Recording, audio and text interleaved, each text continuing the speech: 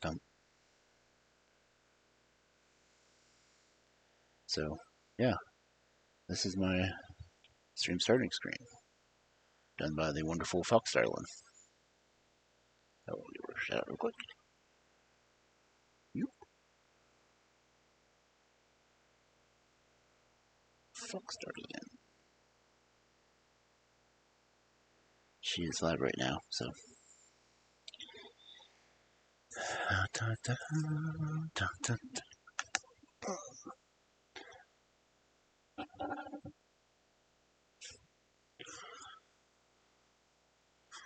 I'm gonna fix that message.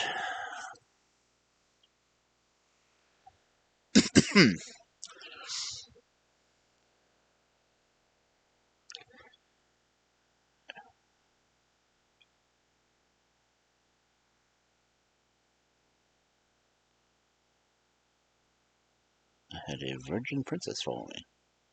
That's kinky.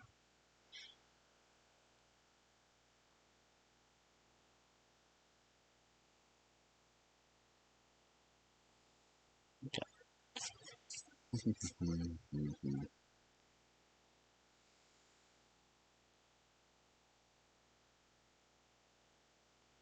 Take one here. Cool.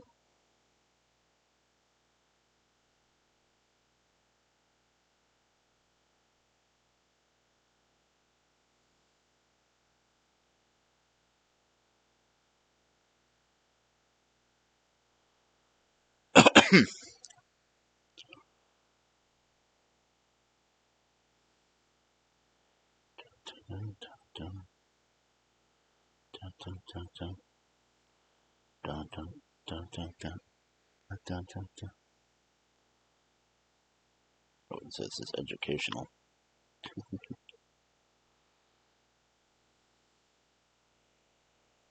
Not really auditory ASMR.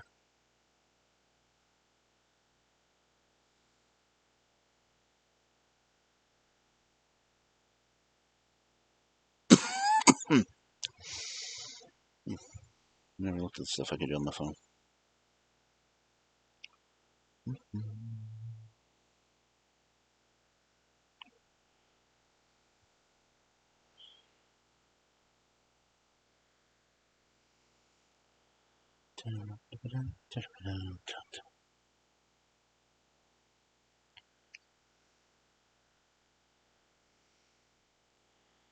Why does it say my nephew was here?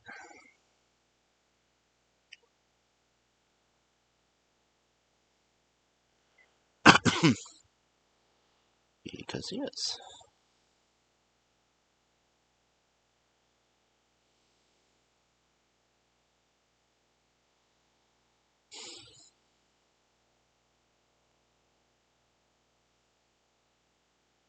Okay, well, if he shows up, he shows up, I guess.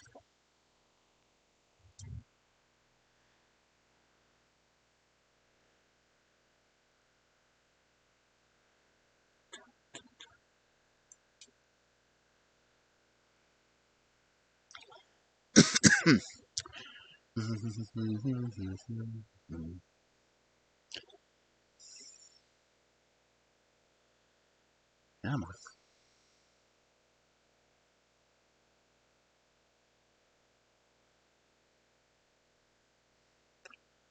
I'm going to share that I'm on.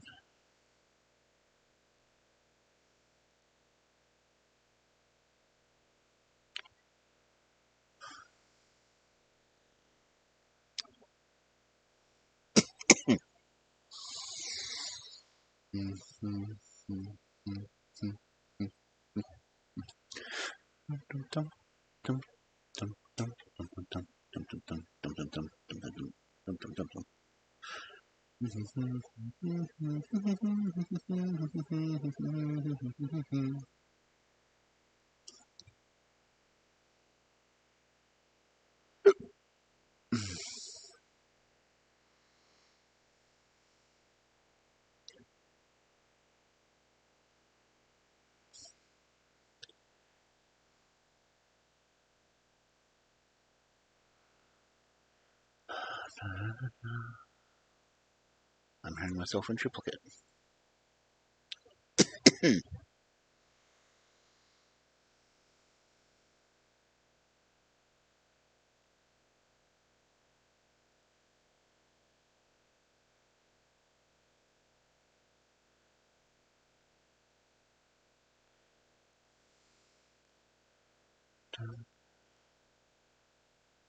I'm a serious delay.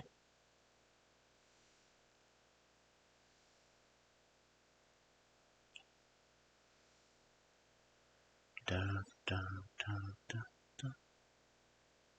What? Oh.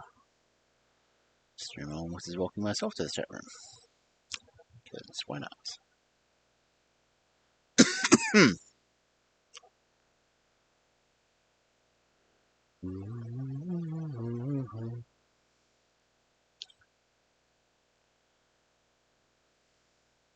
What, why, when, where?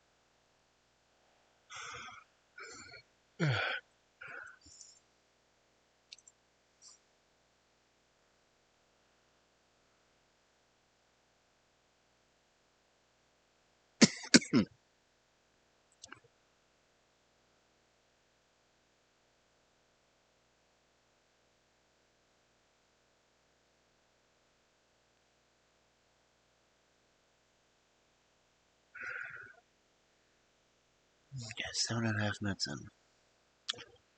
So we switch to our chatting screen. What up? Guess I could wait a little bit before we get into the stories. Oh.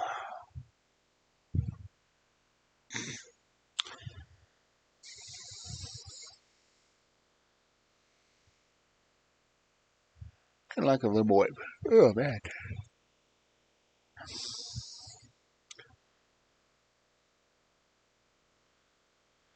Boom.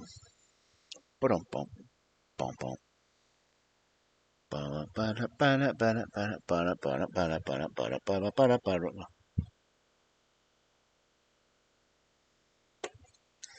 I'm drinking mead. Because mead. Okay.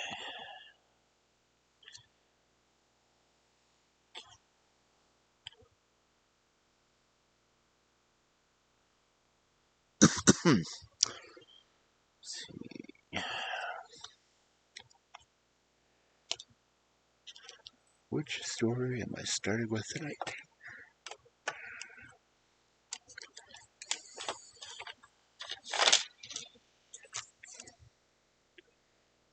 How much noise can I make while trying to set up?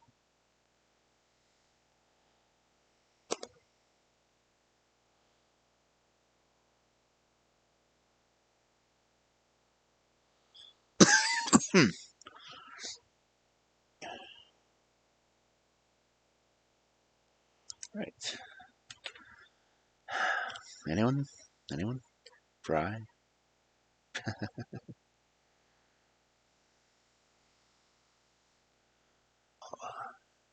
I don't know. Next thing I gotta do is figure out how to do the audio. Well, not the audio, but music.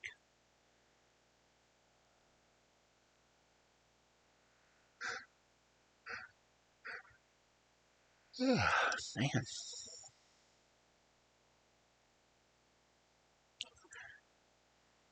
Yeah, music would be good.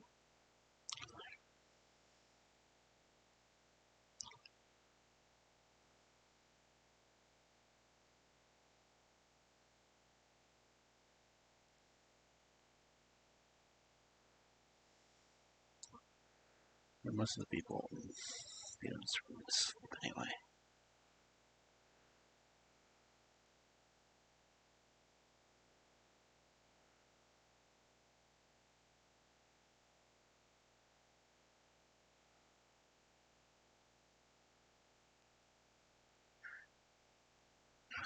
Yeah, there won't be no streams going to sleep.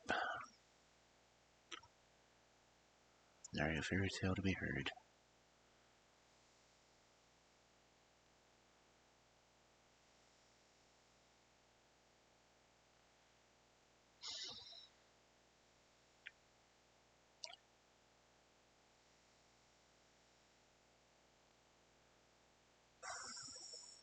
Oh well. Guess we'll get into it. That's what. And wipe two. Oh crap. Okay, there we go. So. Oh no.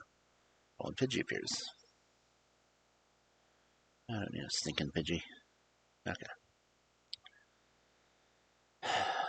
The first story I have for tonight is the husband's daughter and the wife's daughter.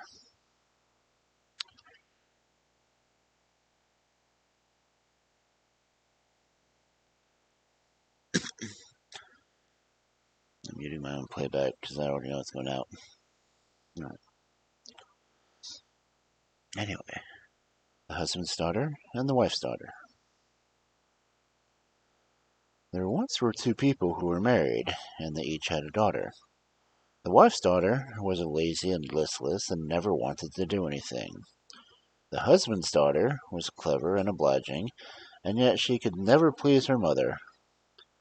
The wife and her daughter wanted to get rid of the girl. One day both daughters sat down near the well with the spindles. The wife's daughter was going to spin flax, but the husband's daughter was given nothing but bristles to spin. "You're always so clever and quick," said the wife's daughter, "but I'm not afraid to have a spinning contest with you."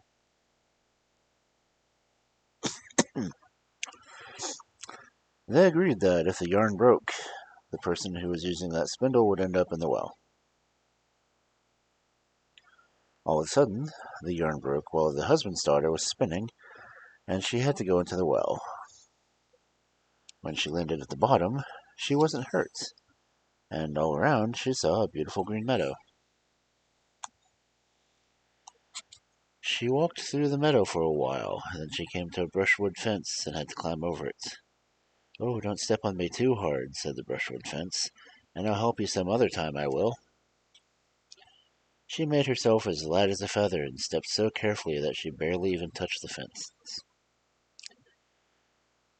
And then she walked some more and came to a bridled cow that had a wooden milk pail hanging from its horn. It was a big, beautiful cow, and the udder was swollen and full. "Oh, please, won't you milk me?" said the cow, "for I am bursting with milk. Drink as much as you like, and pour the rest over my hooves. Then I'll help you in turn, I will." The husband's daughter did as the cow asked.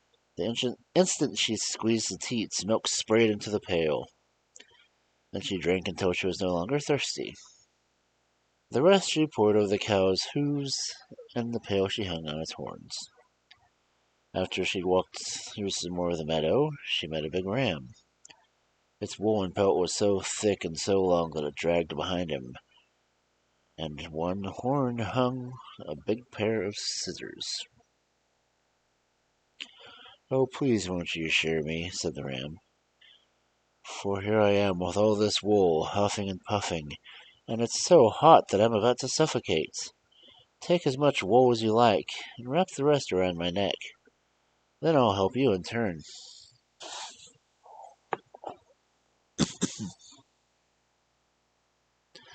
She agreed to help at once. The ram lay very still on her lap, and she sheared its wool so carefully that the animal didn't suffer even in the slightest cut.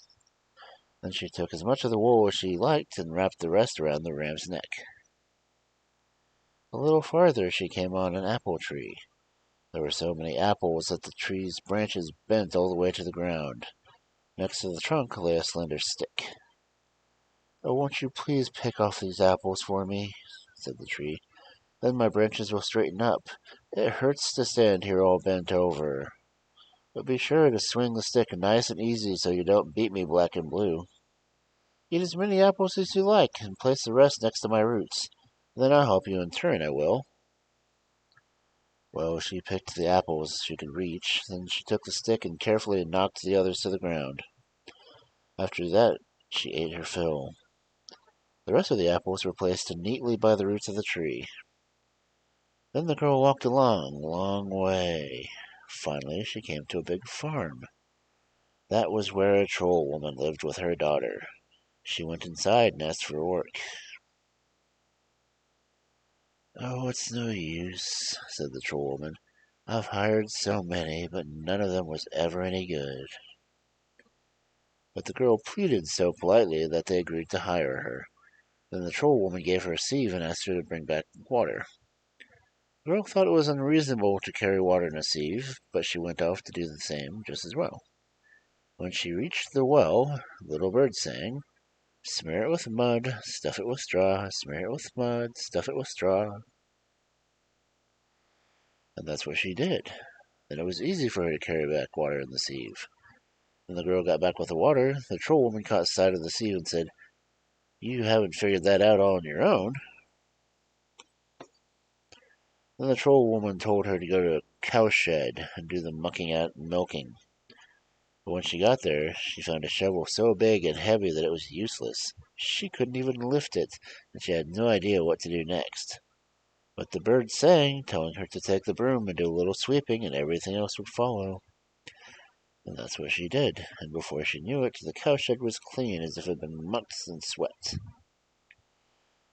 Now she was supposed to milk the cows, but they were so restless that they kicked and strained, and she couldn't get near enough to milk them.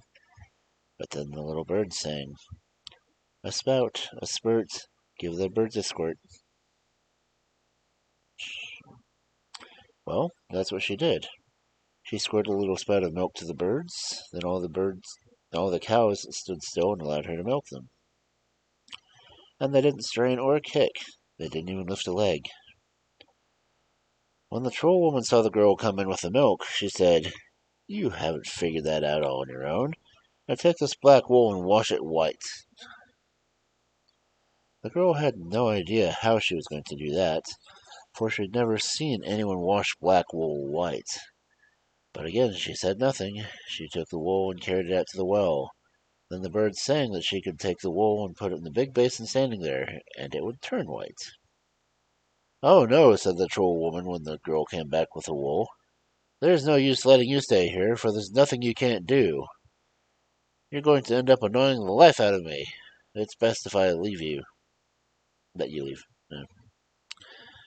Then the troll woman set out 3 chests, a red, a green, and a blue. And the girl was allowed to take whichever one she wanted. That would be her payment. But she didn't know which to take. And the bird sang, "Not the chest of green, not the chest of red. Take the blue instead. That's the one we mean." So she took the blue chest, which the birds had marked with 3 crosses on the lid. "A curse upon you," said the troll woman. "You will have to pay dearly for this." When the husband's daughter was about to set off, the troll woman shoved her towards a glowing hot iron bar. The girl instantly leaped behind the door so it couldn't reach her, and the birds had told her what to do. Then she took off as fast as she could go. When she came to the apple tree, she heard the roaring up the road. That was the troll woman and her daughter coming after her. The girl was so frightened that she had no idea what to do. "Come over here to me," said the apple tree, "and I'll help you. Slip under my branches and hide. Or if they catch you, they'll take away the chest and kill you by ripping you apart." That's what she did. Suddenly the troll woman and her daughter appeared. "Have you seen a girl go past?" said the troll woman. Oh, yes, said the apple tree. A girl ran past a little while ago, but she's so far away now that you'll never catch her. Then the troll woman and her daughter turned around and headed back home. The girl continued on, but when she came to the ram, a roaring started up, and she didn't know what to do. She was frightened and alarmed because she knew it was the troll woman and her daughter, but changed their minds. Come over here to me, and I'll help you, said the ram. Hide under my wool, and they won't see you. Otherwise, I'll take the chest away from you and kill you by ripping you apart. Suddenly, the troll woman and the daughter came rushing over. Have you seen a girl walking past? Said the troll with the ram. Oh, yes, said the ram. I saw one a while ago, but she was running so fast that you'll never catch her. Then the two troll women turned around and headed home. When the girl had walked so far that she'd reached the cow, she heard a terrible roaring start up again on the road. Come over here to me, said the cow, and I'll help you. Hide under my udder, or else the troll woman will come and take away the chest, and kill you by ripping you apart. It wasn't long before the troll woman and her daughter arrived. Have you seen a girl walk past? They asked the cow. Yes, I saw one a while ago, but she must be long gone by now. She was running so fast that you'll never catch her, said the cow. Then the troll woman and her daughter turned around and headed back home. After the girl had walked a long, long way, she wasn't far from the brushwood fence. She heard a terrible roaring start up the road, and grew very frightened and alarmed, for she knew it must be the troll woman and her daughter, who had turned around again. Come over to me and I'll help you, said the brushwood fence. Crawl under my branches so that they won't see you, or else I'll take the chest away from you and kill you by ripping you apart. She hurried to slip under the branches of the brushwood fence. Have you seen a girl walking past? Said the troll woman to the brushwood fence. No, I haven't seen any girl, replied the fence, so angry that it sputtered. The fence made itself so big that there was no question of climbing over it. Then the troll woman and her daughter had no choice but to turn around and go back home. When the husband's daughter arrived home, the wife and her daughter were even more jealous of her than before. Now the girl was much more beautiful, and looked so splendid that she was a delight to behold. The girl wasn't allowed to stay in the house with them. Instead, they shooed her out to the pig shed. They said that's where she'd have to stay. She had everything made the shed nice and neat. Then she opened the chest to see what she'd been given as payment. The instant she opened the lid, so much gold and silver and so many lovely things appeared that they soon covered the walls and ceilings. Then the pig shed looked more magnificent than the most splendid royal palace. When the wife and her daughter saw this, they were quite beside themselves. They asked the girl what sort of work she'd found. Oh, she said, surely you can tell, for you've seen the payment I was given. No one can compare to the folks I worked for, especially the woman. Then the wife's daughter wanted to set off to work there too, so she could have her own chest of gold. Again the two daughters sat down to spin, but this time the wife's daughter spun bristles and the husband's daughter spun flax. The first one to have their yarn break off the spindle would end up in the well. It didn't take long for the yarn to break off from the spindle belonging to the wife's daughter. Then, as you might as well guess, they threw her into the well. The same thing happened.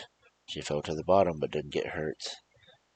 Well, she found herself in the lovely green meadow. After she walked for a while, she came across the brushwood fence. Don't step on me too hard, and I'll help you in return, said the fence. Oh, what do I care about a pile of branches, the girl said. Then she made herself so heavy as she stepped over the brushwood fence that it creaked and cracked.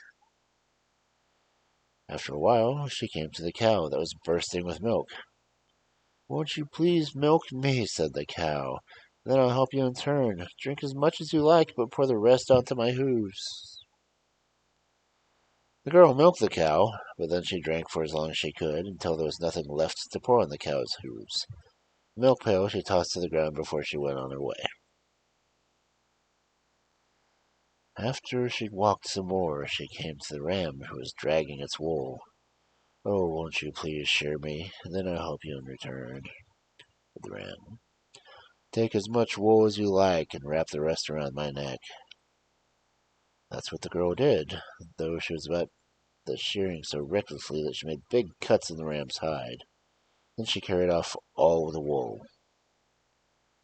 A short time later, she came to the apple tree that was bending over, weighed down by all the apples.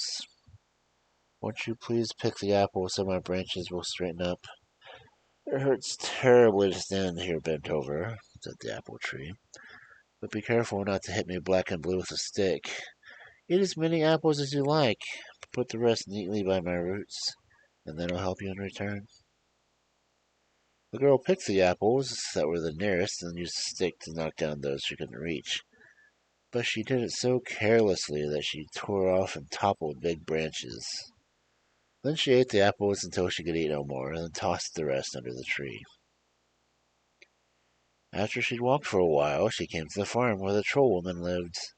There she asked for work. The troll woman said she didn't want any servant girl. They were either useless or much too clever. Then they cheated her out of all she owned. But the wife's daughter refused to give up and demanded a job. When the troll woman said she would hire the girl if she could make herself useful.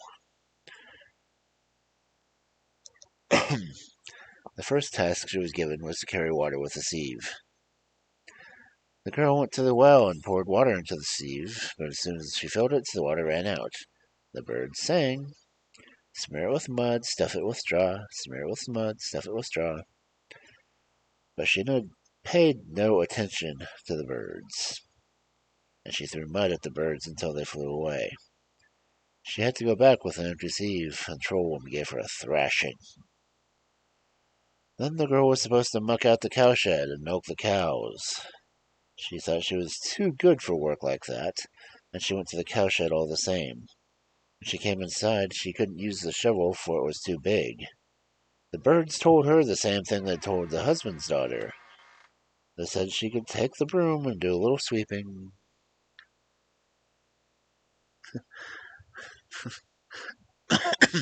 Milk raid? Hey, Milk Chest. How you doing? That's all right. When I get to a part where the cow's supposed to be milked, you guys come in.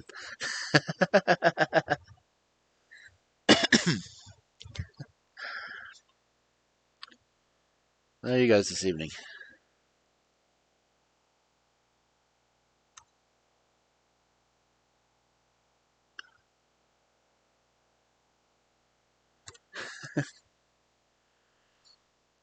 You're just chatting too?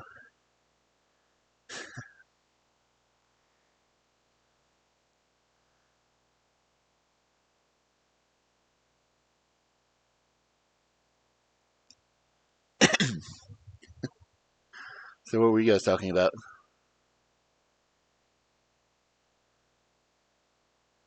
Ooh, cleaning. I hate doing that. Well, have fun with company when they come in. Thank you for coming in.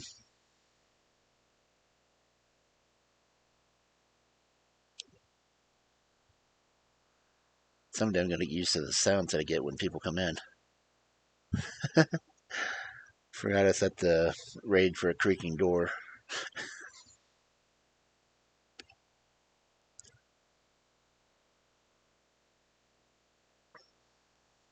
But, as you guys came in, I'm reading Norwegian Folktales. This is husband's daughter and wife's daughter, so which surprisingly a lot like one of the Grimm's fairy tale ones I read last week. No, not surprisingly.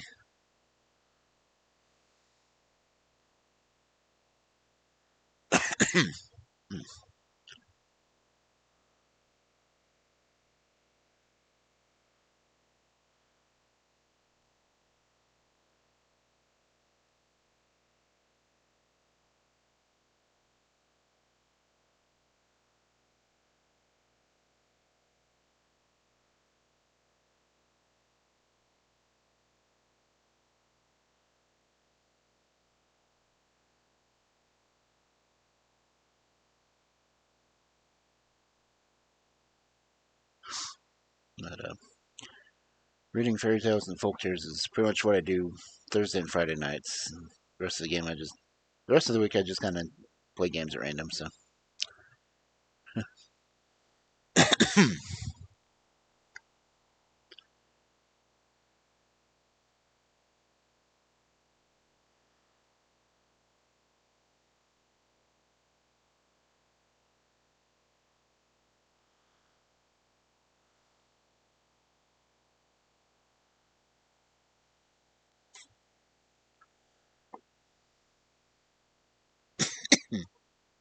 Okay.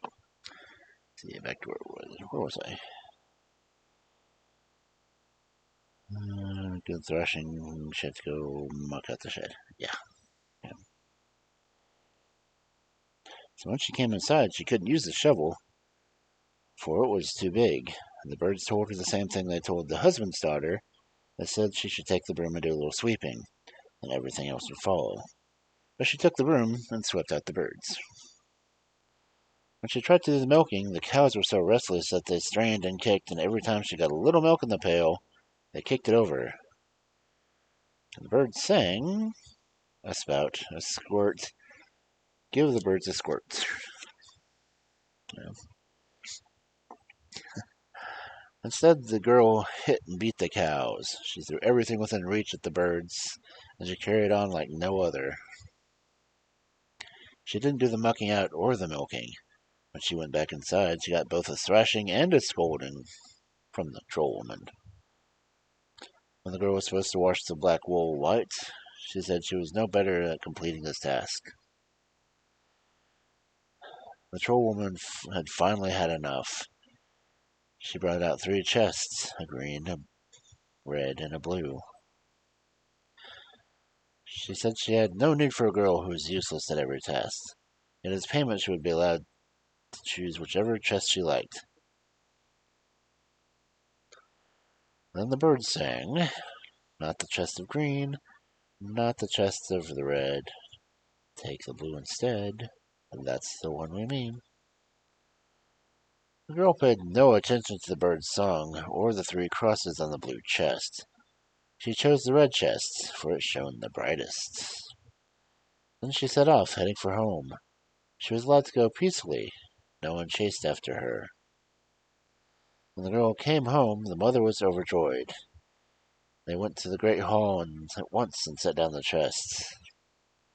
They thought it was to be filled with gold and silver, and they thought the walls and ceiling would end up gilded. But when they opened the chests, only snakes and toads poured out. And then the wife's daughter opened her mouth, and the same thing happened. Snakes and toads of all manner of vermin poured out, until finally it was impossible to stay in the same room with her. That was her payment for working for the troll woman.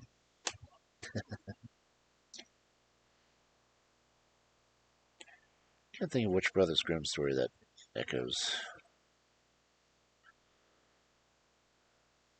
It's amazing how folktales, even in slightly different regions, will have similar themes and motives and whatnot.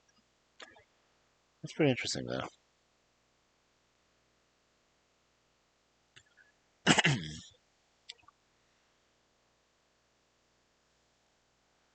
Well, it's always fun to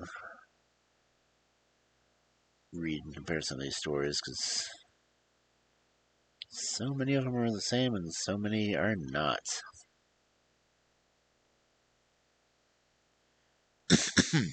Anyway, next one is The Rooster and the Hen and the Nut Forest. Sounds like something Sif would be interested in. Anyway. The rooster and the hen once went into the forest to gather nuts. Then the hen got a nutshell stuck in her throat, and she lay on the ground, flailing her wings. The rooster went off to get her some water. When he came to the spring, he said, "Dear spring, give me water, water that I'll give to the chicken, my hen, who is dying in the nut forest." The spring replied, "You'll get no water from me until I get leaves from you." So the rooster ran to the linden tree, Dear Lydon, give me leaves, leaves that I'll give to the spring that will give me water, the water that I'll give to the chicken, my hen, who is dying in the nut forest. You'll get no leaves from me until I get a red gold ribbon from you, replied the Lydon. So the rooster ran to Virgin Mary. She hangs out, I guess. My dear Virgin Mary, give me a red gold ribbon that'll give to the linden. The linden will give me leaves, the leaves I'll give to the spring will give me water that I'll give to the chicken, my hen, who is dying in the nut forest. You'll get no red gold ribbon from me until I get shoes from you, replied the Virgin Mary. So the rooster ran to the shoemaker. Dear shoemaker, give me shoes that I'll give to the Virgin Mary. The Virgin Mary will give me a red gold ribbon. A red gold ribbon I'll give to the linden. The linden will give me leaves that I'll give to the spring. The spring will give me water that I'll give to the chicken, my hen, who is dying in the nut forest. You'll get no shoes from me until I get bristles from you, replied the shoemaker. So the rooster ran to the sow. Dear sow, give me bristles that I'll give to the shoemaker. The shoemaker will give me shoes that I'll give to the Virgin Mary. The Virgin Mary will give me a red gold ribbon I'll give to the linden. The linden will give me leaves that I will give to the spring. The spring will give me water that I'll give to the chicken, my hen, who is dying in the nut forest. You'll get no bristles from me until I get grain from you, replied the sow. So the rooster ran to the thresherman. Dear thresherman, give me grain that'll give to the sow. The sow will give me bristles that'll give to the shoemaker. The shoemaker will give me shoes that'll give to the Virgin Mary. The Virgin Mary will give me a red gold ribbon that'll give to the linden. The linden will give me leaves that'll give to the spring. The spring will give me water that'll give to the chicken, my hen, who is dying in the nut forest. You'll get no grain from me until I get a lefse from you, replied the thresherman.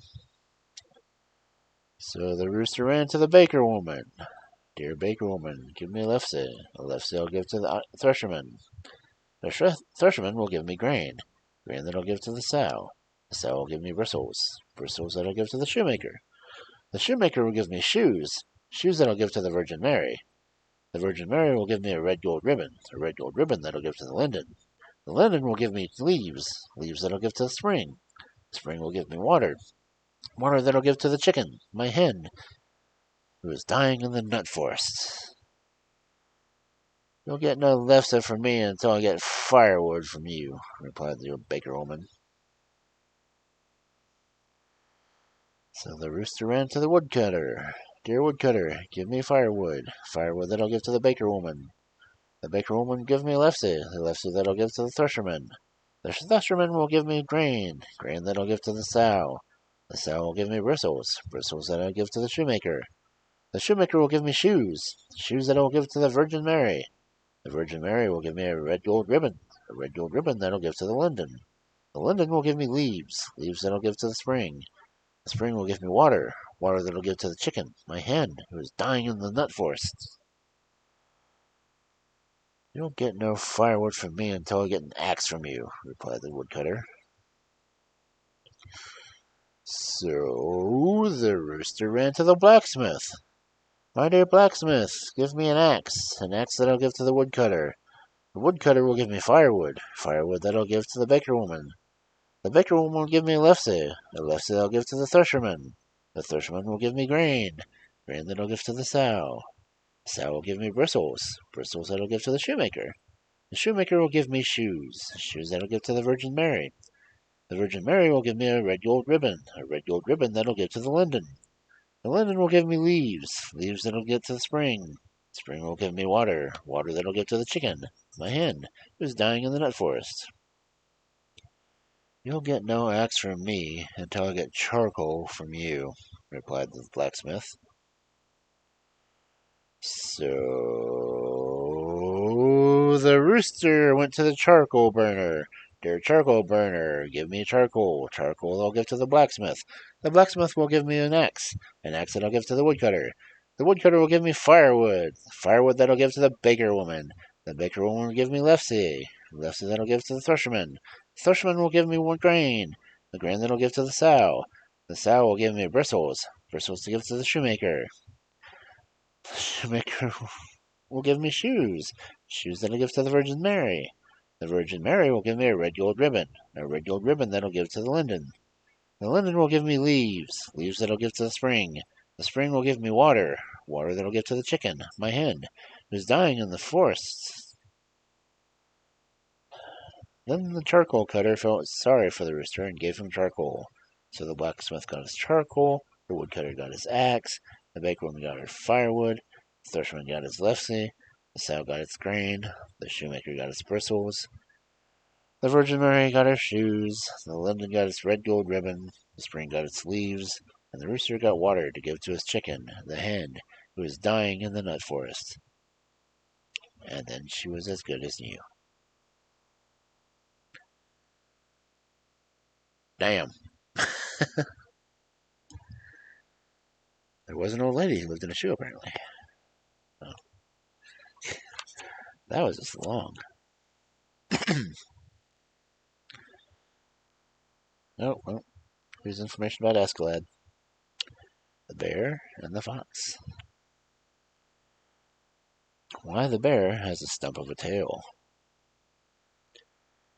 The bear once met a fox who came slinking along carrying a bunch of fish he'd stolen. Where did you get those fish? Asked the bear. I've been out angling, Mr. Bear, replied the fox. The bear wanted to learn how to angle too. He asked the fox how to go about it. It's just a simple matter for you, replied the fox. You can learn it quickly enough. Just go out to the ice and chop a big hole, and stick your tail in the hole, and stay there a good long time. Don't pay attention if your tail stings a little. That means the fish are biting. The longer you can hold out, the more fish you'll catch. Then with a swift tug, yank your tail up. Well, the bear did just as the fox said. He stuck his tail way down in the hole until it froze solid. When he yanked it up, he yanked it right off. And to this day, he goes around with only a stump of a tail.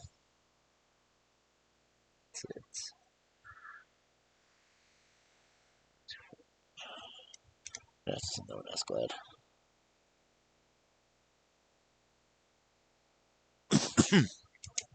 Okay. The fox cheats the bear out of his Christmas meal. The fox and the bear once bought a wooden tub of butter. They were planning to eat the butter for Christmas, so they hid it under a big spruce thicket. Then they walked a short distance away and lay down to sleep on a sunny patch of ground. After they had lain there for a bit, the fox got up and shouted, "Oh, yes!" Then he set off and ran straight for the tub of butter. He ate a good third of it. When he came back, the bear asked him where he had been. Well, there was grease on his snout. The fox said, "Would you believe it? I was invited to a christening feast." "Is that so? What's the name of the child?" asked the bear. "Barely started," said the fox. Then they lay back down to sleep. In a little while, the fox jumped up again and shouted, "Oh, yes!" And he raced over to the tub of butter. There he ate a good portion of the butter. Then he came back, and the bear asked him where he'd been. He replied, "Oh, can you believe it? I was invited to another christening." "What's the name of the child this time?" asked the bear. "Half Eaten," said the fox. The bear thought this was a strange name, but he didn't wonder about it for very long before he yawned and fell asleep. He had been lying there only a short time when the same thing happened again. The fox jumped up and shouted, "Oh, yes!" And he raced over to the tub of butter. This time he ate all the butter that was left. When he came back, he said he had been again to a christening. The bear wanted to know what the child's name was. He replied, "Lick the bottom!" With that, they both lay down to sleep. They stayed for a good long while. When they went over to see the butter, all of it had been eaten. The bear blamed the fox. The fox blamed the bear. Each said that the other must have been to the tub of butter while he was asleep. All right, said the sly fox. We'll soon find out who stole the butter. Let's lie down over there on the sunny patch on the ground, and whoever has the greasiest tail when we wake up must be the thief. Oh, the bear gladly agreed to the test, for he knew he hadn't tasted the butter, so with great confidence he lay down to sleep in the sun. Then the sly fox went over to the wooden tub and got a lump of butter that was left in a crack. Went back to the bear and smeared the butter on his tail. Then he lay down as if nothing had happened. When they both woke up, the sun had melted the butter, and it turned out that the bear was the one who had eaten all the butter after all. Sneaky foxes.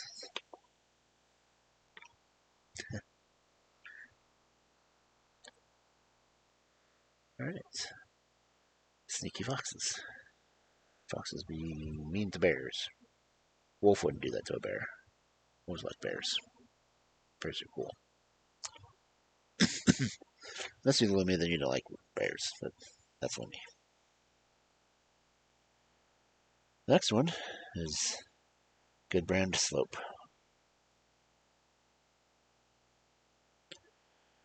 There once was a man called Gudbrand. He had a farm far away from the mountain slope. That's why they called him Gudbrand Slope. When he and his wife lived together very happily and were such in agreement that she thought everything her husband did and said was well done and could not be any better. When he actually handled matters was of no concern to her. They owned the farmland. They had $100 lying at the bottom of a chest, and in the cowshed were 2 cows with halters. Then one day, Gudbrand's wife said to him, I think we should take one of the cows to town and sell it. Yes, I do. Then we could get ourselves some spending money.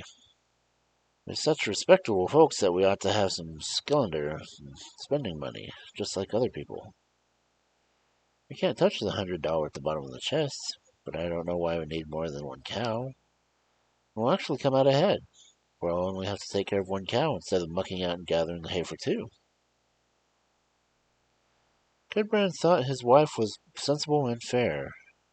He took one of the cows and set off at once to sell it in town. When he got there, nobody wanted to buy it. Well then, thought Gudbrand, I might as well go back home with my cow. I know I have a stall and a halter for it, and the road is just as long back as it was to get here. And with that he set off to meander his way home. After he'd walked for a long while on the road, he met a man who had a horse he wanted to sell. Gudbrand thought it would be better to have a horse than a cow, so he traded it with the man. After he'd gone farther down the road, he'd met a man who was driving a fat pig. Then he thought it would be better to have a fat pig than a horse, so he traded with the man. Again he walked on, and he met a man with a goat. He thought it would be certainly better to have a goat than a pig, so he traded with the man who owned the goat. Then he walked a long time until he met a man who had a sheep. He traded with the man, for he thought it was always better to have a sheep than a goat. After he'd walked some more, he met a man with a goose, and he traded the sheep for the goose. And after he'd walked a long, long way, he met a man with a rooster. He traded with the man, and he thought to himself, it's certainly better to have a rooster than a goose. Then he walked on until it was late in the day. He started getting hungry, so he sold the rooster for 12 skillinger and spent the money on food. For it's always better to stay alive than to have a rooster, thought Gudbrand Slope. Then he continued toward home until he came to the neighboring farms. There he went inside. So how did it go in town? The neighbors asked him. Oh, it went so-so, said the man. I can't boast of my luck, but neither can I sneer it. And he told them the whole story, how things had gone for him from beginning to end. Oh, that's going to be some welcome you get home when you're to your wife, said the farmer. God help you, I wouldn't want to be in your shoes. Personally, I think things could have gone much worse, said Gudbrand Slope. But whether it went well or not, I have such a nice wife that she never says a word about how I do things. Oh, that can't be. I can't believe it, said the neighbor. Shall we make a wager, said Gudbrand Slope. I have $100 in chest at home. Do you dare to wager the same amount? The two men agreed on the wager, and Gudbrand stayed until evening. When it began to grow dark, they both went over to his farm. There the neighbor man stood outside the door to listen to Gudbrand went inside to his wife. Good evening, said Gudbrand Slope when he came in. Good evening, said his wife. Oh, thank God you're home. Oh, yes, he was home now. Then his wife asked how things had gone for the day. Oh, so-so. It's really nothing to boast about. When I got to town, nobody wanted to buy the cow, so I traded it for a horse. Oh, I thank you for that, said the wife. Such respectable folk, and now I can drive to church like everyone else. I can afford to keep the horse, so we might have one. Go out and bring in the horse, children. Well, said Gudbrand, I don't actually have the horse. After I'd walked a while on the road, I traded it for a pig. Oh, my, cried his wife. That's exactly what I would have done. I thank you so much for that. Now we'll have pork in the house, and we'll be able to offer some pork to folks when they come to visit. What we could do for a horse. Folks would just say we've gotten full of ourselves and we no longer walk to church when we used to. Go out and bring in the pig, children. Well, I don't actually have the pig here either. After I'd gone a little while further, I traded it for a milk goat. Oh my, you do everything so well, cried his wife. When I stop and think about it, what would I do with a pig? Folks would just say that over here we're eating up everything we own. Now that I have a goat, I'll have both milk and cheese, and I can keep the goat. Bring in the goat, children. Well, I don't actually have the goat either, said Gudbrand. When I went farther along the road, I traded the goat and got a wonderful sheep in return. Oh, cried the wife, that's exactly what I would have wished. Exactly what I could have done myself. What would we want with a goat? Then I'd have to clamber over the hill and dale and bring it back down in the evening. Oh no, now that we have a sheep, I'll have wool and the cloth in the house and food too. Go and let in the sheep, children. Well, I no longer have the sheep, said Gudbrand. After I'd walked for a good while, I traded it for a goose. Thank you for that, said his wife. Thank you so much. What would I do with a sheep? I don't have a spinning wheel or a spindle. I don't care to sweat and strain to make clothes. We can buy clothes just like we did before. Now I'll have a goose to roast, and that's something I've been wanting. And I'll have goose down for that little pillow of mine. Go out and get the goose, children. Well, I don't actually have a goose either, said Gudbrand. After I'd gone further along the road, I traded it for a rooster. God only knows how you've managed to think of everything, cried his wife. It's exactly what I would have done. A rooster. It's the same thing as if I told you to about at 8 o'clock. Every morning the rooster will crow at 4, and we'll be able to get up right at time. What would I do with a goose anyway? I don't know how to roast a goose, and I can just fill my pillow with sledge. Go out and let the rooster, children.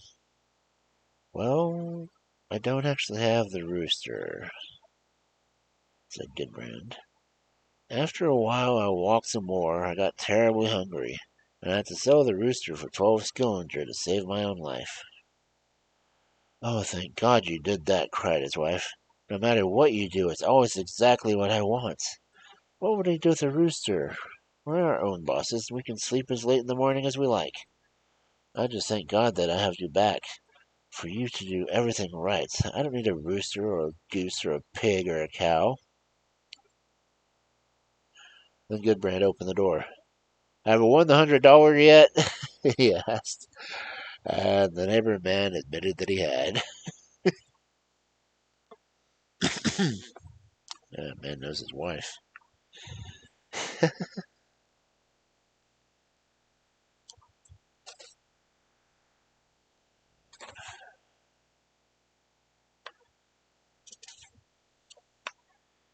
I'll make it a short stream tonight. Maybe one or two more stories. This next story seems like it's fairly long. page. That's about 10 pages long. This is the Kari Stave-Skirt.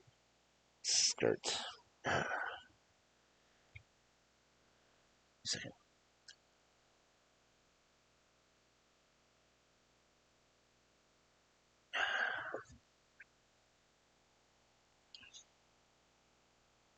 Okay.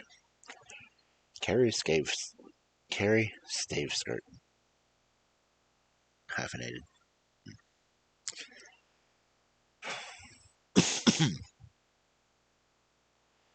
There once was a king who was a widower. He and his queen had a daughter who was so kind and so lovely that no one could be kinder or lovelier. For a long time, the king grieved for his queen, for he had been terribly fond of her. Finally, he grew tired of living alone, and he married a widowed queen who also had a daughter. But this girl was so ugly and mean that no one could be uglier or meaner. The stepmother and her daughter were jealous of the king's daughter, for she was so lovely. Yet as long as the king was home, they didn't do anything to her. They knew he was terribly fond of the girl. Time passed, then the king went off to war for another king and set off for his campaign. And the queen thought she could do whatever she liked. She starved and beat the king's daughter, and refused to leave her in peace. Finally, the queen decided that everything was too good for the girl, and sent her out to tend the livestock. The king's daughter stayed with the livestock, tending to the animals in the forest and on the mountainside.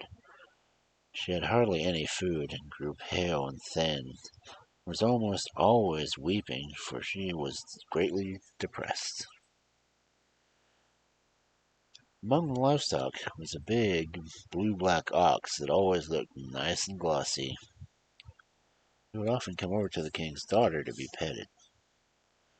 One day when she was sitting and weeping again, greatly distressed, the ox came over and asked her why she was sad. She didn't reply as she kept on weeping.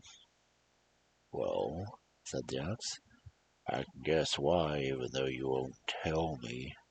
You're weeping because the queen is so mean and wants you to starve to death. But don't you need to go looking for food? In my left ear there's a cloth. Take the cloth and spread it out. Then you'll have as much to eat as you like." That's what she did. She took the cloth and spread it on the grass. There appeared the loveliest foods that anyone could ever want, wine and meat and layer cake, too. She quickly regained her health. She looked so plump and pink and white that the queen and her scrawny daughter turned purple and pale with fury. The queen couldn't understand how her stepdaughter could look so lovely on such a poor diet. Then she told her maid to follow the girl into the woods and keep watch. There the maid saw how the stepdaughter took a cloth from the ear of the blue-black ox and spread it out, and on the cloth appeared the loveliest foods. Then the stepdaughter ate her full, and the maid went back and told the queen. Then the king came home after defeating the king he'd been battling. Great joy spread through the whole palace, and no one was happier than the king's daughter. But the queen took her to the bed and gave the doctor a great deal of money to make him say that she would never recover until she was given the flesh of the blue-black ox to eat. Both the king's daughter and the servants asked the doctor whether someone else might be able to help instead. They pleaded for the ox, for everyone in the kingdom was fond of him, and they said that no ox was like him in the entire kingdom. But no, the animal had to be slaughtered, and slaughtered he would be. There was nothing else to be done. When the king's daughter heard this, she was quite dismayed. She went over to the stables to see the ox, which stood there, hanging his head. He looked so sad that she began to weep. "Why are you weeping?" asked the ox. She told him what the king had come home, the queen had taken her to bed, and she persuaded the doctor to say that she couldn't recover unless she had been given the flesh of the blue-black ox to eat. So he was to be slaughtered. If they put me to death, they'll soon kill you too, said the ox. If you agree with me, then let's be on our way tonight. Yeah. The king's daughter thought it would be hard to leave her father behind, but it would be even worse if in the same place with the queen. She promised the ox that she would come.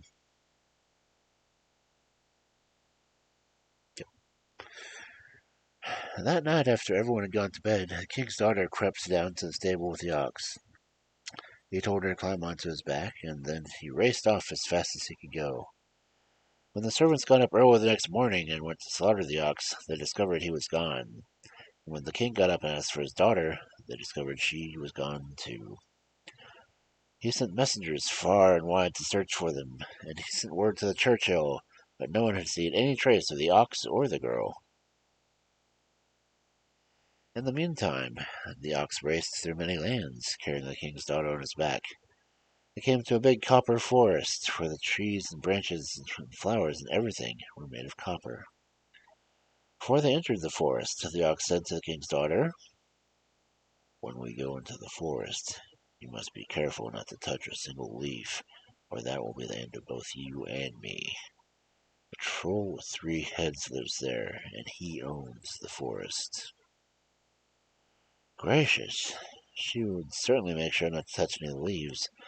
She was very careful to bend away from the branches and push them aside with her hands, but it was such a dense forest that it was almost impossible to make the way through. No matter how hard she tried, she couldn't help but tearing off a leaf, and it ended up in her hand. "Oh no, what have you done?" said the ox. "Now it's a matter of fighting for our lives. You must hide the leaf well." A moment later they reached the other side of the forest, and a troll with 3 heads came rushing towards them. "Who's been touching my forest?" said the troll. "It's just as much mine as yours," said the ox. "We'll soon see about that," shouted the troll. "Yes, we will," said the ox. Then they ran at each other and began fighting. The ox kicked and butted with all his might, but the troll held his own. The battle lasted all day until the ox finally put an end to it. But then he was so covered with wounds and felt so wretched that he could barely walk. They had to spend an entire day resting. The ox told the king's daughter to take the horn that hung from the troll's belt and smear the grease from inside the horn on his wounds. Then the ox recovered. The next day they set off again. They journeyed for many, many days until at long last they came to a silver forest. The trees and branches and leaves and flowers and everything else were made of silver. Before the ox went into the forest, he said to the king's daughter, "When we go into the forest, be very careful for God's sake. Don't touch anything. Don't tear off even one leaf, or it will be the end of you and me. A troll with 6 heads lives here, and he owns the forest. I think he may be too much for me." "Oh," said the king's daughter, "I'll be very careful not to touch anything you don't want me to touch." But when they went into the forest, the trees were so big and set so close together that they could hardly get through. She moved as carefully as she could, bending aside the leaves and branches and pushing them away with her hands. But the branches kept slapping at her eyes, and no matter how careful she was, she ended up tearing off a leaf. "Oh no, what have you done?" said the ox. "Now it's a matter of fighting for our lives. This troll has 6 heads, and he's twice as strong as the first one. But take good care of the leaf, and hide it well." All of a sudden the troll appeared. "Who's been touching my forest?" he said. "It's as much mine as yours," said the ox. "We'll soon see about that," shouted the troll. "Yes, we will," said the fox. Then he rushed at the troll and jabbed at him and eyed him so hard that his guts spilled out. But the troll held his own. It took the 3 whole days, but the ox finally managed to kill the troll. By then the animal was so wretched and miserable that he could barely move at all, and he was so covered with wounds that blood poured off him. Then he told the king's daughter to take the hem from the troll's spout and smear the grease from inside his horn on his wounds. That's what she did, and the ox recovered, but they had to stay there and rest for a week before he was able to go on. Finally, they set off again, but the ox was still weak, and he didn't move as fast as he had in the beginning. The king's daughter wanted to spare him. She told him that she was young and nimble and could easily walk, but she wasn't allowed to do that. She had to climb on his back again. Then they journeyed for a long time through many lands. The king's daughter had no idea where they were headed, but at long last they came into a golden forest. It was so splendid that gold dripped from everything. The trees and branches and flowers and leaves were all made of gold. Here the same thing happened as the copper forest and the silver forest. The ox told the king's daughter that she must by no means touch anything. A troll with 9 heads lived there, and he owned the forest. He was much bigger and stronger than the other 2. The ox thought this troll would be too much for him. Oh, she would certainly be careful not to touch anything. He could be sure of that. But when they went into the forest, it got even more dense than the silver forest. And the farther they went, the worse it got. The trees got bigger and bigger and stood closer together, until finally she thought there would be no way for them to get through. She was so afraid of tearing off a leaf. As she sat on the ox, she twisted and turned both this way and that, but they kept slapping her eyes, and she couldn't see where she was grabbing. Before she knew it, she was holding a golden apple in her hand. Now she was dreadfully frightened, and she began to weep. She wanted to throw the apple away, but the ox said she should keep the apple in hand and hide it with her. He comforted her as best he could, but he thought it was going to be a hard battle, and he doubted it would go well. All of a sudden, the troll with the 9 heads appeared, and he was so vile the king's daughter hardly dared look at him. "Who's been touching my forest?" shouted the troll. "It's as much as my forest as yours," said the ox. "We'll soon see about that," shouted the troll. "Yes, we will," said the ox. Then they rushed at each other and began to fight. It was such a horrible sight to behold that the king's daughter almost fainted.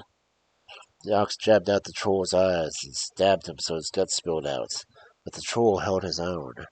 The ox chopped off one head, the others quickly blew life into the troll again. It was a whole week before the ox finally managed to kill him. Go ox. By then the animal was so wretched and weak that he couldn't move at all. He was covered with wounds, and he couldn't even manage to tell the king's daughter to take the horn from the troll's belt and smear the grease from inside it to his wounds. Yet that's what she did, and the oxen recovered. But they had to stay there and rest for 3 weeks before the ox was able to go on. Slowly they set off, for the ox said that they still needed to go a little further. They traveled over many big mountains covered with thick forests. They continued on for a while, then started to up mountainside. "Do you see anything?" "No, I only see the sky and the wilderness of the mountains," said the king's daughter. And they climbed farther. The mountainside leveled out, so the view was even better. "Do you see anything now?" asked the ox. "Yes, I see a little castle far, far away," said the princess. "It's probably not so little," said the fox. At long last they came to a big hill at the edge of the steep cliff. "Do you see anything now?" asked the ox. "Yes, now I see the castle is very close. It's much, much bigger," said the king's daughter. "That's where you'll go," said the ox. "Right below the castle is a pig shed. That's what you need to find." There you'll see a skirt made from wooden staves. Put it on, go over to the castle. Tell them your name is Kari Stave-Skirt, and ask for work. But first, you must take your little knife and use it to cut off my head. Then you must flay off my hide, fold it up, and place it over there at the foot of the cliff. Inside the hide, you must put the copper leaf, the silver leaf, and the golden apple. Over there near the cliff, you'll find a stick. If you need me for anything, just pound the cliff with a stick. At first the king's daughter refused, but when the ox said it was the only thanks he wanted for everything he'd done for her, she had no choice. She thought it was such a terrible thing to do, but she hacked and sawed at the big animal with a knife until she chopped off the head, flayed off his side. Then she placed the folded hide next to the cliff. Inside the hide she put the copper leaf, the silver leaf, and the golden apple. After she had done that, she made her way to the pig shed, but as she walked she wept and was greatly distressed. There she put on the skirt made from wooden staves. Then she went over to the royal palace and asked to the kitchen, where she asked for work. She said her name was Kari Stave-Skirt. Yes, said the cook, there was work for her, but she would be allowed to wash dishes, for the one who used to had just left. When you grow tired of being here, I suppose you'll take off too. Oh no, she would never do that. And she was very good at washing dishes. On Sunday, guests were expected at the royal palace, and Kari was asked permission to take the prince a basin of water for washing. But the others laughed at her and said, "Why would you do that? Do you think the prince would pay any attention to you the way you look?" But Kari refused to give up. She kept on begging, and finally she was given permission. As she climbed the stairs, her wooden skirt clattered so much that the prince came out and asked, "Who are you?" "I'm supposed to bring you water for washing," said Kari.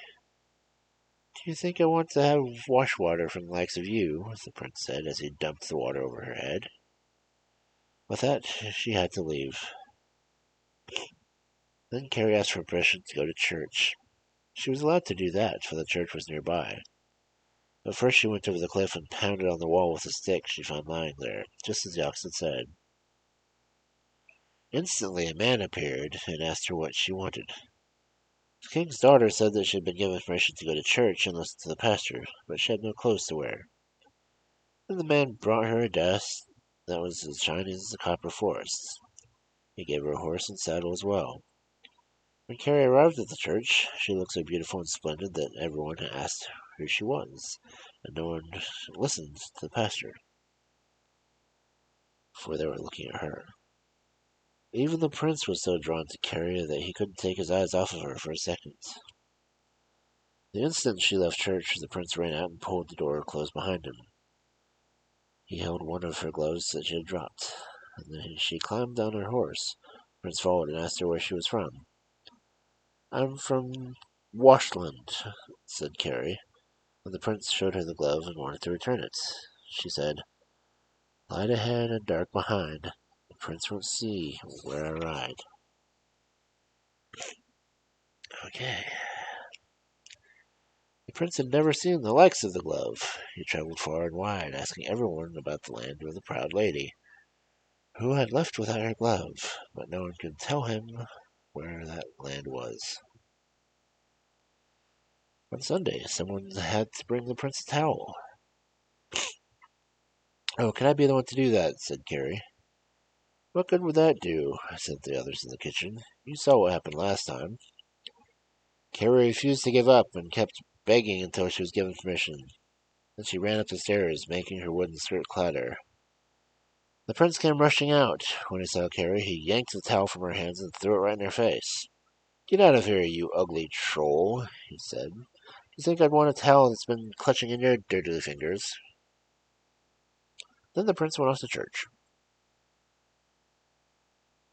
Kari asked for permission to go to church too. The other servants asked her why she wanted to go, for she had nothing to wear except the wooden skirt, and it was filthy and vile.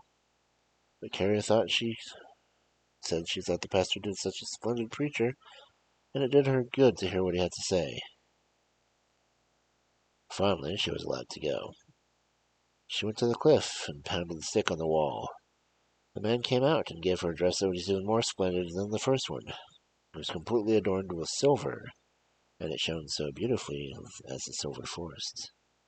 He also gave her a magnificent horse with a silver embroidered saddle blanket and a silver bridle. When the king's daughter came to the church, all the churchgoers were still standing outside on the church hill. Everyone wondered who she was, and the prince rushed over and wanted to hold her horse as she dismounted. But she jumped off and told him that wasn't necessary. The horse was so docile that he would stand still whenever she wished, and also come when she called. Then everyone went inside the church, but almost no one listened to the pastor, for they were all looking at Kari. And the prince was even more enchanted by her than he was the first time. When the sermon was over, she left the church and went over to mount her horse. Then the prince again asked her where she was from. "I'm from Towland," said the king's daughter, and she dropped her riding whip. When the prince went down to pick it up, Kari said, "Light ahead, dark behind. The prince won't see where I hide." Again she disappeared, and the prince couldn't find out where she'd gone. He traveled far and wide and asked everyone about the land she said she was from, but no one could tell him where it was. The prince had to give up. On Sunday, someone had to take a comb to the prince. Kari asked for permission to do so, and the others reminded her what happened the last 2 times. They scolded her for wanting to appear before the prince, so dirty and vile that she looked like a wooden skirt. But she wouldn't stop begging until they allowed her to take the comb to the prince. When she came clattering up the stairs again, the prince rushed out, took the comb, and threw it at her, and shouted at her to get out. A good Christian boy there. Then the prince went off to church. Kari asked for permission to go too. Again, the servants asked her why she wanted to go there, for she looked both vile and dirty, and she didn't have proper clothes to appear in public. They said the prince or someone might see her, and there would be trouble for her and them. Kari said churchgoers had other things to look at, and she wouldn't stop begging until she was given permission to go. When the king's daughter arrived at the church, the pastor and the churchgoers were standing on the... Oh, wait, skip spot. The same thing happened as before. Kari went to the cliff and pounded on the wall with a stick. Then the man came out and gave her a dress that was even more magnificent than the others. It was almost nothing but gold and diamonds.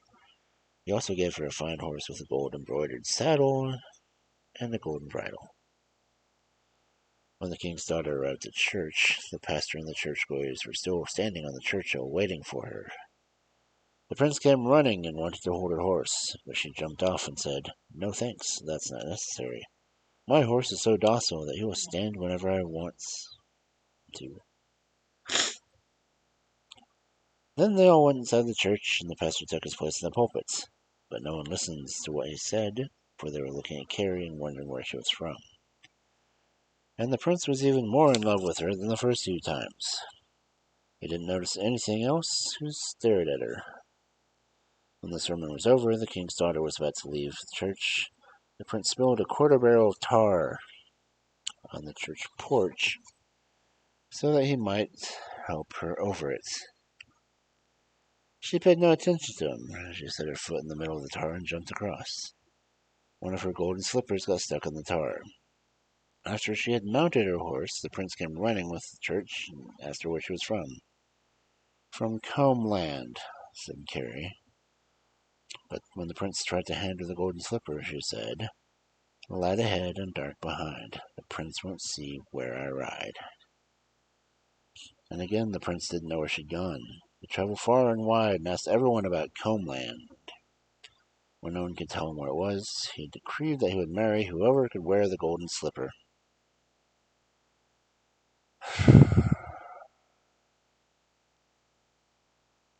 Then women, both beautiful and ugly, came from many lands, but none of them had such a small foot that they could wear the golden slipper. As long as last, Kari Stave-Skirt's horrible stepmother arrived with her daughter. His foot turned out to be just the right size for the golden slipper. The girl looked so ugly and nasty that the prince was reluctant to do what he promised. But all arrangements were made for the wedding, and the bride was dressed in her finery. As they rode to the church, the little bird sang, "From out of the heel, from out of the toe, from Kari Stave-Skirt's shoe, much blood will flow now." And when they looked, the bird had spoken the truth, for blood was pouring out of this golden slipper. And they went to the servant girls, and all the servants in the castle had to come and try on the slipper, but it didn't fit any of them. "Where is Kari Stave-Skirt?" asked the prince as all the others tried on the slipper. He too heard the bird singing, and he recalled what the bird had said. "Her," said the others. "It won't do any good for you to try her on her, for she has feet like a horse." "That may be," said the prince, "but all the others have tried, so Kari should try too." They shouted out the door, "Kari!" and she came up the steps, her wooden skirt clattering the whole regiment of dragoons while rushing forward. "It's your turn to try on the golden slipper, and then you'll be the princess." And the other girls, as they laughed and made fun of her. Kari picked up the slipper, put it on her foot as easily as could be, and threw off her wooden skirt. There she stood, in a dazzling gold dress, and on her other foot she wore the mate for the golden slipper. The prince recognized her at once. He was so happy he ran over to her and put his arms around her waist to kiss her. When he learned that she was the king's daughter, he was even happier. Then they celebrated their wedding. Spin, spin, spun. Now the story's done. Yeah, I don't know that after that one. It's Cinderella all over it.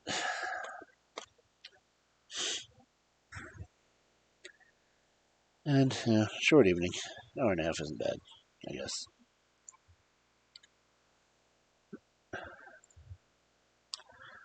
So, reading good books lately? We should probably raid someone. Don't think there's anyone else going to be doing storytelling, so let me see who's on. Let's see.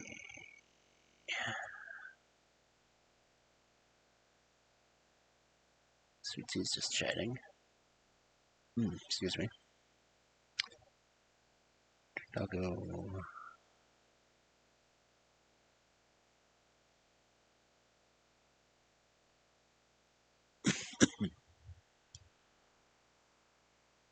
Oh, Bong's on. Gonna read Bong. Bong.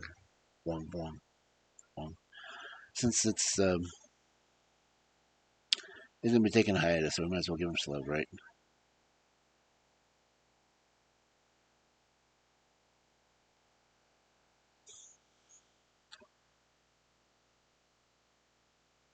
Bong draws.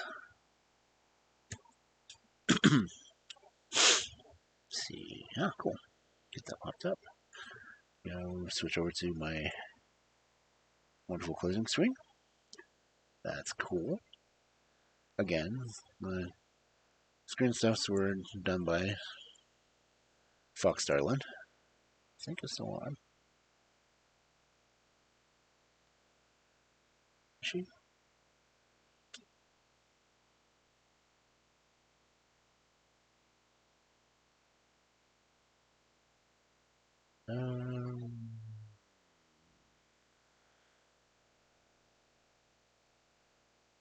Doesn't seem like it is. Nope, she's offline. Okay, we'll read Wong.